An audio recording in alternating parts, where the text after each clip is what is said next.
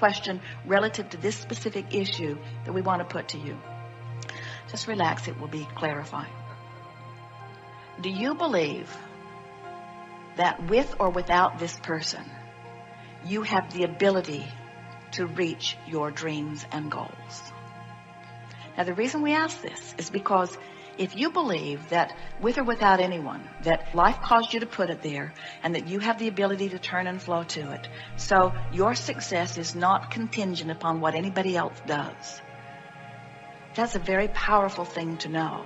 But if you believe that you don't have the ability to get it by yourself and you're looking for somebody else to fill in those missing pieces, this is interesting, isn't it?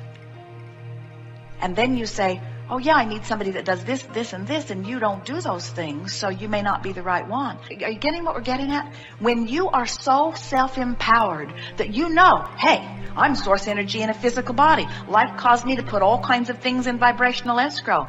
The stream is carrying me to those things. I cannot not succeed. In other words, it's not possible for me to not get what I want. I must get what I want. It's set up for my success, and now I know that. So now you and your financial situation, you're a non-issue. So you want to say to your lover, face it, I'm going to be wealthy. I'm going to live in beautiful places. This is what I've got lined up. So if you're all right with that, come on. But that's not what you're saying. What you're saying is, I have dreams that I can't achieve without your support and your hard work and effort. And since I see your hard work missing, then you're probably not the one. And we say, under those conditions, we would agree. But when that's your criteria, when you're saying to your future mates, I've got dreams and I need you to do certain things in order to help me accomplish my dreams, we just want to say it bluntly and boldly. Those dreams have got to be pretty, minuscule, paltry, and puny, because that's all action can yield you. But if you've got big dreams and you've got alignment, then you could mate up with someone who had zero ambition, and your dreams would all come true anyway, because your dreams aren't contingent on what anybody else does. Only what you do with your vibration. How about that?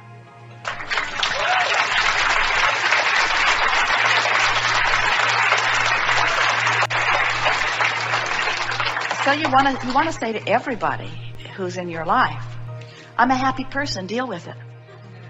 I'm a successful person, deal with it. What I want always comes to be. I don't stand in my own way anymore, and you never could, so everything's good with me. And then you start making your love decisions on the things that really matter. Like, are you easy to love? Do I love you? Do you make my heart sing? Do you match the criteria that I've launched into vibrational escrow about that? Are you kind? Are you clear-minded? Do you have a zest for life? Do you smile easily? Do you laugh easily? Do you want to love? Does loving come easily to you? And we got to tell you, every person on the planet is that person if they're not bucking the current and going upstream. So when you stop bucking the current and begin going downstream, then through the clarity of your example, you can teach anyone to go with the flow. So we think that maybe what you're grappling with here more than anything is, does this person feel like someone who's likely to start going with the flow anytime soon? Or does this person feel like someone who's going to be really resistant to that? And we say, time will tell. You don't have to make this decision today. Just play with it. You go with the flow. And you know what we've noticed? The more you go with the flow, the faster your stream flows. The more you flow with it, the more those who are going with you have to stay up with you going with your flow. So there's really not anything for you to worry about. You don't have to worry about breaking up, because if you're going with the flow and the other one isn't, there's distance going between you. In other words, isn't that nice to know? I don't have to issue a warning. You're not going with the flow. I'm 27 miles downstream. I don't know how much longer we can maintain this relationship. I can hardly see you anymore. Law of attraction takes care of it, you see. But most of you don't play it that way. Most of you go with the flow, and then you look back and you say, wait a minute, You're not going with the flow. And then you know what? You're not either. So now, because you're not going with the flow, I'm not going with the flow. And I'm pretty irritated about that, I've got to tell you. You're keeping me from going with the flow. You're holding me back from everything that I have become. And we say, no, he isn't. Just go with the flow.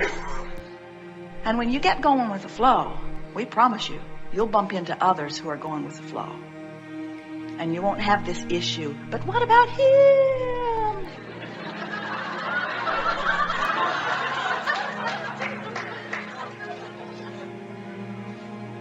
And who knows?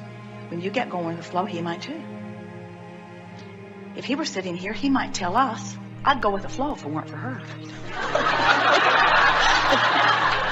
You might. We think we'd be having the identical conversation with him.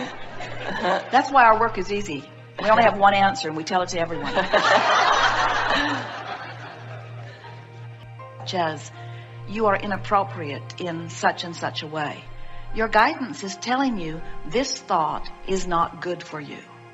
And you say, well, whether the thought's good for me or not, should I marry this person? And we say, we want you to ask different questions. Rather than what should I do, we want you to follow the thought of your source. And the thought of that source within you is looking for things to appreciate. We know that guidance always sounds like, should I go this way or should I go this way? When you understand that the guidance is about the direction of your thought, and you deliberately choose the better feeling thought, the better feeling thought, the better feeling thought, that what begins to happen is that you get going with the flow so well that questions about what to do answer themselves easily because it is so very obvious what to do. In other words, when you get out of the maelstrom and you begin going with the flow carries you in such a way that you would say to us something more like, Abraham, I really don't give a rip what you think. This is what I'm going to do. The confusion goes away when the resistance goes away. And so, did you get that? It's really an important thing when you say, well, never mind what I'm going to do. How am I going to think about this? And you choose a better feeling thought, and you do it consistently about any subject, especially this subject. As you do that more and more consistently, what happens is the stream is flowing so smoothly and you are so well placed within it that all of the chaos and confusion from your life lifts from you and you have clarity about what to do. We think you could make a mistake. We think you could make 1,000,000 mistakes. Mm-hmm. We think you already have, if you're alive. Mm-hmm. In other words, that's what the contrast is about. But in everything that you do that makes you go, I shouldn't have done that, you launch greater clarity about what you want, and the larger part of you becomes clearer. So we always say, you can't get it wrong.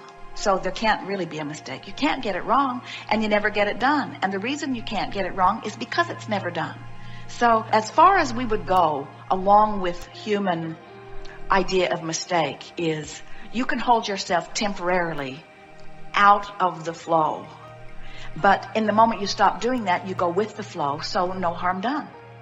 No harm done. Because the flow doesn't say, we've been flowing and flowing and flowing, and you haven't been going, and now, frankly, we're tired of you. So we're going to flow around you. The flow just flows and never stops flowing and never stops flowing in the direction of what you want.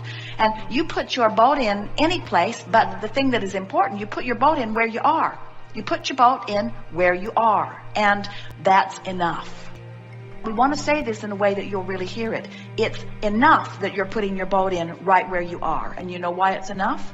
Because you don't have a choice. It's got to be enough because you can't put your boat in anywhere than other where you are. Can you? You can't. You are where you are. So right now you don't have as much money as you want, and you've got dreams about a house, but you're not able to manifest them. And you've got a partner who's so lovely on so many fronts and not so good on some fronts. But you are where you are, you are where you are, you are where you are. So you're putting your boat in, you have no choice. So not only is it enough, it's got to be enough because it's all you can do. But you do have a choice about whether you complain or expect good things. You do have a choice about whether you worry about the future or look forward toward the future. You do have a choice about whether you beat up on yourself or praise yourself, or beat up on your partner or praise your partner. In other words, that's the choice you've got. Upstream or downstream, that's the only choice you've got. And when you consistently begin to make more and more downstream choices, that means life gets funner, life gets fuller, life gets better. You feel better. Oh, you see these guys in these canoes with the oars, and they're in those raging rivers, and they're just going with the flow. It's not beating them up. In other words, it's like they can't find a river that's too fast for them. And you're that way too. You cannot find a stream that's too fast for you when you learn to let go of resistance and just let the stream carry you. Ah, what a ride that is. That's what you came for. You came for that ride, you see. And so many of you say, oh, I know I came for the ride, but I came for the manifestation at the end of the ride. And we say, first of all, there's no end to the ride. The ride is it. There is no end to the river. So you're saying, through my life experience, I've lived in a lot of places, and having done so, I've given birth through a series of rockets of desires to a dream life and a dream house. And as I hold that vision and I look at you, you don't match. And so you may not be the one. And I'm not proud of this, you say. And we want to say to you that anytime you say things like, I'm not proud of me, I know I shouldn't be thinking these thoughts, you're also not a match to the way Source feels about you, who always loves you no matter what thoughts might be crossing your mind. In other words, there's all kinds of levels of discord in a situation like this. So let's sort it out. So, potential husband of mine, I see you as financially irresponsible. And I see myself as financially responsible. So you need to change so that I can see you the way I need to see you so that I can feel better. And we say, oh, this is just the beginning of your trouble. Because when you see anything that needs to be different so that you can feel different, and then you compound that still further by saying, not only do I see you as you are, I didn't make it up, I see you as you are, and you're not financially a match to what I want, but you may very well keep me from my dream. So you really need to be different, because I'm not about to let you, as much as I love you on some fronts, I'm not about to let you keep me from my dream. And we say, never mind him, you're keeping yourself from your dream. Because you've got a dream and you are contradicting it. So you say, well, but wait, I'm not contradicting it. I'm pointing out that he's contradicting it. And we say, but you're the one doing it. But wait, if he were different, I wouldn't do it. And we say, you don't have to do it whether he's different or not. In other words, just don't contradict your own dream.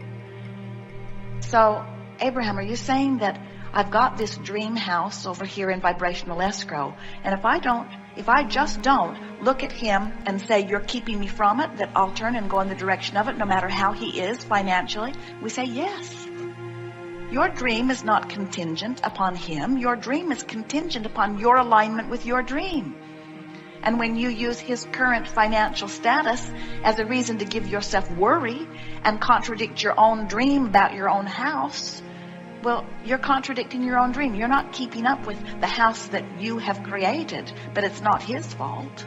It's yours. What you want is a sure thing. It's just a matter of you allowing yourself vibrational alignment with who you are. So when your quest is alignment with who you are, we promise you your lover will be there. Well, what's happening with you is your picture of who you are and what you want is so vivid, and you are in the process of coming into alignment with that vivid picture. So the timing of this relationship is not because he's late in showing up, it's because you are wanting to come into alignment with who. It is so much better to be in alignment with who you are, him be in alignment with who he is, and when you rendezvous, you're two people in alignment who then recognize each other.